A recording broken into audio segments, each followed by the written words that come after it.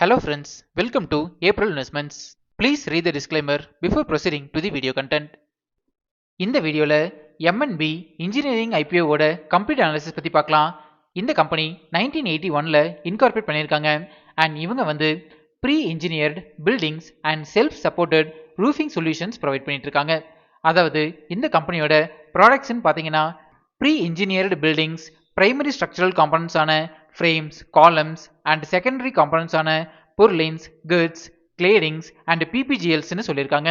and அது மட்டும் இல்லாம standing seam roofs with various coatings provide பண்ணிட்டு இருக்காங்க. இந்த கம்பெனி இவங்களோட பிசினஸ் போர்ட்ஃபோலியோவை ஃபீனிக்ஸ் அண்ட் ப்ரோஃப்ளெக்ஸ் அப்படின்னு ரெண்டு கேட்டகரிஸா பிரிச்சிருக்காங்க.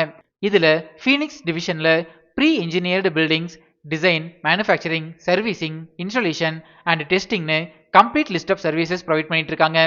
அண்ட் ப்ரோஃப்ளெக்ஸ் டிவிஷன்ல பார்க்கும்பொழுது self supported steel roofing systems, design, manufacturing, servicing and டெஸ்டிங்னு இதுலயுமே complete set of services provide பண்ணிட்டு இருக்காங்க. ரீசெண்ட் டைம்ஸ்ல நானுமே இந்த மாதிரி நிறைய பில்டிங்ஸை பார்க்குறேன். இந்த மாதிரி ஸ்டீல் ரூஃபிங் சிஸ்டம்ஸ் யூஸ் பண்றதுனால பில்டிங் கன்ஸ்ட்ரக்ஷன் டைம் வந்து ரொம்பவே சீக்கிரமா முடியுது. ஸோ நிறைய பேர் இந்த மாதிரி pre engineered buildings and steel roofing சிஸ்டம்ஸை விரும்புறாங்க. இந்த ப்ராடக்ட்ஸ் எல்லாமே நிறைய அப்ளிகேஷன்ஸ்ல ரீசெண்ட் டைம்ஸ்ல யூஸ் பண்ணிட்டு இருக்காங்க. இந்த ப்ராடக்ட்ஸோட அப்ளிகேஷன்ஸ் பார்க்கும்போது ஏர்கிராஃப்ட் ஹேங்கர்ஸ், ஆட்டோமொபைல்ஸ், டீலேட் cattle shed, cement, commercial and retail outlets, community and exhibition halls, dairy farms, defense sectors, educational institutes, electrical and electronic sectors, engineering, food and beverages, industrial sheds, manufacturing and processing sectors, pharmaceuticals and chemicals, plastic and packaging, railways, rice mills, sports complex, sugars, toll plaza, warehouse and logistics அப்படின்னு நிறைய இடத்துல இந்த ப்ராடக்ட்ஸை use பண்ணிட்டு இருக்காங்க. இந்த கம்பெனிஸோட products வந்து இந்தியாவில் மட்டும் இல்லாம 22 கண்ட்ரீஸ்க்கு எக்ஸ்போர்ட் பண்றாங்க. இவங்க எக்ஸ்போர்ட் பண்ற மேஜர் கண்ட்ரீஸ்ன்னு பாத்தீங்கன்னா USA, Brazil, South Africa, Qatar, Sri Lanka, Morocco, Nigeria, Kenya and செஷல்ஸ்னு சொல்லியிருக்காங்க. இந்த கம்பெனிக்கு குஜராத் அண்ட் தமிழ்நாடு ரீஜன்ல ரெண்டு மேனுஃபேக்சரிங் ஃபெசிலிட்டி இருக்கு. நெக்ஸ்ட் பிசினஸ் போர்ட்ஃபோலியோ படி ரெவன்யூ ஸ்பிளிட் பத்தி பார்க்கலாம். ஃபினான்ஷியல் இயர் 2025ல பாத்தீங்கன்னா ஃபீனிக்ஸ் டிவிஷன்ல இருந்து மட்டுமே 77.35% ஆஃப் ரெவன்யூஸ் வந்திருக்கு அண்ட் ப்ரோஃப்ளெக்ஸ் டிவிஷன்ல இருந்து 22.65% ஆஃப் ரெவன்யூஸ் வந்திருக்கு. ஸோ இதுல இருந்து இந்த கம்பெனிக்கு மெஜாரிட்டி ஆஃப் ரெவன்யூஸ் வந்து ஃபீனிக்ஸ் டிவிஷன்ல இருந்து தான் ஜென்ரேட் ஆகிட்டு இருக்குதுன்னு புரிஞ்சுக்கலாம். Next customer wise revenue split பத்தி பார்க்கலாம். லார்ஜஸ்ட் கஸ்டமர் கிட்ட இருந்து ஃபினான்ஷியல் இயர் 25ல 14.71% ஆஃப் ரெவன்யூஸ் வந்திருக்கு அண்ட் டாப் 5 கஸ்டமர்ஸ் கிட்ட இருந்து 42.64% ஆஃப் ரெவன்யூஸ் அச்சீவ் பண்ணியிருக்காங்க. Next region wise revenue split பத்தி பார்க்கலாம். ஃபினான்ஷியல் இயர் 25ல பாத்தீங்கன்னா வித்தின் இந்தியாவில் இருந்து மட்டுமே 93.47% ஆஃப் ரெவன்யூஸ் வந்திருக்கு. ஸோ இதுல இருந்து இந்த கம்பெனிக்கு இந்தியாவில் நல்ல பிசினஸ் இருக்குதுன்னு புரிஞ்சுக்கலாம். ஓவரால் இந்த கம்பெனியோட பிசினஸ் போர்ட்ஃபோலியோ வந்து ஸ்ட்ராங்கா டெவலப் ஆகிட்டு இருக்கு. நெக்ஸ்ட் ஃபினான்ஷியல் இன்ஃபர்மேஷன் பத்தி பார்க்கலாம். இந்த கம்பெனியோட assets, profit after tax, EBITDA, net worth, reserves and surplus free cash flow வந்து இயர் கேட்டகரியில ஸ்ட்ராங்கா இம்ப்ரூவ் ஆகிட்டு இருக்கு.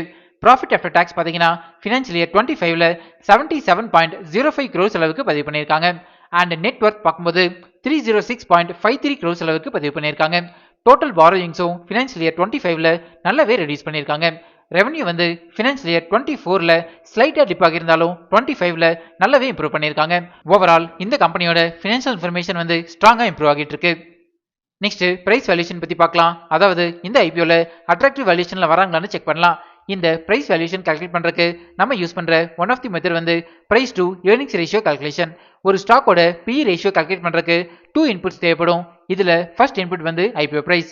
இந்த ஐபிஓவோட லோயர் பிரைஸ் பேண்ட் 366 rupeesனு சொல்லியிருக்காங்க அண்ட் ஹையர் பிரைஸ் பேண்ட் வந்து 385 rupees per shareனு சொல்லியிருக்காங்க.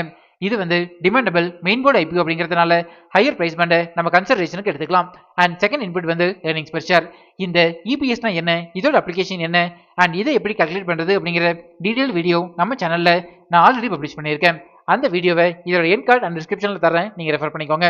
இந்த கம்பெனியோட ஏர்னிங்ஸ் பெர் ஷேர் வந்து ஃபினான்ஷியல் இயர் 25ல 15.41 rupeesனு சொல்லியிருக்காங்க. இவங்களோட ஏர்னிங்ஸ் பெர் ஷேர் வந்து இயர் கேட்டகரியில ஸ்ட்ராங்கா இம்ப்ரூவ் ஆகிட்டு இருக்கு. இது வந்து இந்த கம்பெனிக்கு பாசிட்டிவான அப்டேட்டா நான் பார்க்குறேன். இந்த ரெண்டு இன்புட்ஸை யூஸ் பண்ணி ஸ்டாக்கோட PE ரேஷியோ கால்குலேட் பண்ணீங்கன்னா 24.10 வரும். இப்போ இந்த ஸ்டாக் PE ரேஷியோவை roofing industry, manufacturing and servicing பண்ற இண்டஸ்ட்ரி ஆவரேஜ் PE ரேஷியோட கம்பேர் பண்ணலாம். இண்டஸ்ட்ரி ஆவரேஜ் PE ரேஷியோ வந்து 29.11னு சொல்லியிருக்காங்க. ஸ்டாக் PE ரேஷியோ வந்து இண்டஸ்ட்ரி ஆவரேஜ் PE ரேஷியோட கம்பேர் பண்ணும்போது கம்மியாக தான் இருக்கு. இந்த ரீசன்னால அட்ராக்டிவ் வேல்யூஷன்ல வராங்கன்னு புரிஞ்சுக்கலாம். நம்ம டெலிகிராம் சேனலோட டிஸ்கிரிப்ஷன் வந்து இப்படி தான் மென்ஷன் ஆகிருக்கும். கரண்டா நம்ம டெலிகிராம் சேனல்ல 7461 சப்ஸ்கிரைபர்ஸ் இருக்காங்க. இன்கேஸ் நீங்க ஃபேக் டெலிகிராம் சேனல்ல ஜாயின் பண்ணியிருந்தீங்கன்னா அதுல இருந்து எக்ஸிட் பண்ணிக்கோங்க. இந்த சப்ஸ்கிரைபர்ஸ் கவுண்டை நான் டெய்லி பேசிஸ்ல அப்டேட் பண்ணிட்டே இருப்பேன், நீங்க ரெஃபர் பண்ணிக்கோங்க. நெக்ஸ்ட் ஃபண்டமெண்டல் பாராமீட்டர்ஸ் பத்தி பார்க்கலாம். இந்த கம்பெனியோட ரெவன்யூ ஃப்ரம் ஆபரேஷன்ஸ் வந்து இயர் கேட்டகரியில ஸ்ட்ராங்கா இம்ப்ரூவ் ஆகிட்டு இருக்கு. அண்ட் பேட் மார்ஜின் பாத்தீங்கன்னா ஃபினான்ஷியல் இயர் 25ல 7.73% மெயின்டைன் பண்றாங்க. அண்ட் இயர் கேட்டகரியில பேட் மார்ஜின் வந்து நல்லாவே இம்ப்ரூவ் ஆகிட்டு இருக்கு. அண்ட் இந்த கம்பெனியோட ஃபண்டமெண்டல் பாராமீட்டர்ஸான return on equity ROE percentage வந்து ஃபினான்ஷியல் இயர் 25ல 25.13% மெயின்டைன் பண்றாங்க. And return on capital employed ROCE percentage வந்து ஃபினான்ஷியல் இயர் 25ல 24.80% மெயின்டைன் பண்றாங்க. ஜெனரலா இந்த ரெண்டு பாராமீட்டர்ஸுமே 15%க்கு மேல இருந்தாலே ஃபண்டமெண்டலி ஸ்ட்ராங் கம்பெனின்னு நான் சொல்லியிருக்கேன். அண்ட் நெட் டெப்ட் டு ஈக்விட்டி ரேஷியோ வந்து ஃபினான்ஷியல் இயர் 25ல 0.33 மெயின்டைன் பண்றாங்க. ஜெனரலா நெட் டெப்ட் டு ஈக்விட்டி ரேஷியோ வந்து 1 or 1க்கு கீழே இருந்ததுன்னா ஃபண்டமெண்டலி ஸ்ட்ராங் கம்பெனின்னு நான் சொல்லியிருக்கேன். நெக்ஸ்ட் ரிட்டர்ன் ஆன் நெட்வொர்க் பத்தி பார்க்கலாம். RONW பர்சன்டேஜ் வந்து ஃபினான்ஷியல் இயர் 25ல 25.14% அளவுக்கு மெயின்டைன் பண்றாங்க. ஸோ இந்த கம்பெனியோட ஃபண்டமெண்டல் பாராமீட்டர்ஸ் வந்து ஸ்ட்ராங்கா டெவலப் ஆகிட்டு இருக்கு. நெக்ஸ்ட் பியர் கம்பேரிசன் பத்தி பார்க்கலாம். இந்த இண்டஸ்ட்ரியில இந்த கம்பெனிக்கு லிஸ்டட் பியர்ஸ்னு பார்க்கும்போது Pennar industries, Bansal roofings, Birla NU limited, Everest industries and Interarch building products இவங்களோட லிஸ்டட் பியர்ஸ் கூட ரெவன்யூ ஃப்ரம் ஆபரேஷன்ஸ்ல கம்பேர் பண்ணும்போது இந்த கம்பெனி நியூட்ரல் பொசிஷன்ல இருக்காங்க. பட் ஃபண்டமெண்டல் பாராமீட்டர்ஸ்ல பார்க்கும்போது டாப் பொசிஷன்ல இருக்காங்கன்னு புரிஞ்சுக்கலாம். நெக்ஸ்ட் டிவிடெண்ட் டீல்ஸ் பத்தி பார்க்கலாம். இது வரைக்கும் இந்த கம்பெனி எந்த டிவிடெண்டுமே கொடுத்ததில்ல. நெக்ஸ்ட் இண்டஸ்ட்ரியல் அனாலிசிஸ் பத்தி பார்க்கலாம். இந்தியா அண்ட் அப்ராட்ல இந்த மாதிரி pre engineered buildings and roofing சிஸ்டம்ஸோட டிமாண்ட் வந்து இயர் கேட்டகரியில நல்லாவே இம்ப்ரூவ் ஆகிட்டு இருக்கு. பிகாஸ் இந்த ப்ராடக்ட்ஸை யூஸ் பண்றது மூலியமா கன்ஸ்ட்ரக்ஷன் டைமை ரொம்பவே டிக்ரீஸ் பண்றாங்க. இது வந்து இந்த இண்டஸ்ட்ரிக்கு பாசிட்டிவான அப்டேட்டா நான் பார்க்குறேன். ஃபினான்ஷியல் இயர் 30யோட ப்ரொஜெக்ஷன் படி பார்க்கும்போது இந்த இண்டஸ்ட்ரி 9.5 to 10.5% CAGRல டெவலப் ஆகிறதுக்கான பொட்டன்ஷியல் இருக்கிறதா சொல்லியிருக்காங்க. நெக்ஸ்ட் ரிஸ்க் ஃபேக்டர்ஸ் பத்தி பார்க்கலாம். நான் அனலைஸ் பண்ண வரைக்கும் இந்த கம்பெனில நோட்டபிள் ரிஸ்க் ஃபேக்டர்ஸ் எதுவுமே கிடையாது. Next objects of the offer பத்தி பார்க்கலாம். இந்த IPOல இருந்து ஜெனரேட் ஆகிற ஃபண்ட்ஸை இந்த கம்பெனியோட கேபிட்டல் எக்ஸ்பெண்டிச்சர் ரிக்யர்மெண்ட்ஸுக்கு யூஸ் பண்ண போறதா சொல்லியிருக்காங்க. அண்ட் IT சாஃப்ட்வேர் அப்கிரேடேஷனுக்கு யூஸ் பண்ண போறதா அப்டேட் சொல்லியிருக்காங்க. நெக்ஸ்ட் IPO டீடைல்ஸ் பத்தி பார்க்கலாம். இந்த IPO ஜூலை 30 சப்ஸ்கிரிப்ஷனுக்கு ஓப்பன் ஆகுது அண்ட் ஆகஸ்ட் 1 க்ளோஸ் ஆகுது. ஃபேஸ் வேல்யூ 10 rupees per ஷேர்னு சொல்லியிருக்காங்க. ஒரு லாட்டுக்கு 38 ஷேர்ஸ் வரைக்கும் நம்ம அப்ளை பண்ணலாம். இந்த IPOவோட டோட்டல் இஷ்யூ சைஸ் வந்து 650 crores அண்ட் இதுல 275 crores அளவுக்கு ஃப்ரெஷ் இஷ்யூ இருக்கு. இந்த கம்பெனியோட எம்ப்ளாயி இருந்தீங்கன்னா உங்களுக்கு 36 rupees பேசிஸ்ல எம்ப்ளாயி டிஸ்கவுண்ட் கொடுக்கறதா அப்டேட் வந்திருக்கு. நெக்ஸ்ட் இம்பார்ட்டன்ட் டைம்லைன் பத்தி பார்க்கலாம். டென்டேட்டிவ் அலாட்மெண்ட் வந்து ஆகஸ்ட் 4 நமக்கு தெரிஞ்சிடும். நம்ம April investments Telegram and Instagram சேனல்ல நான் லிங்க் அப்டேட் பண்றேன், நீங்க ரெஃபர் பண்ணிக்கோங்க. இந்த IPOவோட டென்டேட்டிவ் லிஸ்டிங் டேட் வந்து ஆகஸ்ட் 6. நெக்ஸ்ட் ப்ரொமோட்டர் ஹோல்டிங் பத்தி பார்க்கலாம். Pre issue share holding 100% maintain பண்றாங்க. அண்ட் போஸ்ட் இஷ்யூ ஷேர் ஹோல்டிங்கை பத்தி எந்த ஒரு அப்டேட்டுமே கொடுக்கல. Post issue share holding update வந்ததுமே நம்ம டெலிகிராம் சேனல்ல நான் அப்டேட் பண்றேன். யூஷுவலா போஸ்ட் இஷ்யூ ஷேர் ஹோல்டிங் வந்து 75%க்கு கீழே இருந்ததுன்னா ஸ்டாக் லிஸ்ட் ஆகி 1 இயருக்கு அப்புறம் ஸ்ட்ராங் செல்லிங் ப்ரெஷர்ல வராதுன்னு புரிஞ்சுக்கலாம்.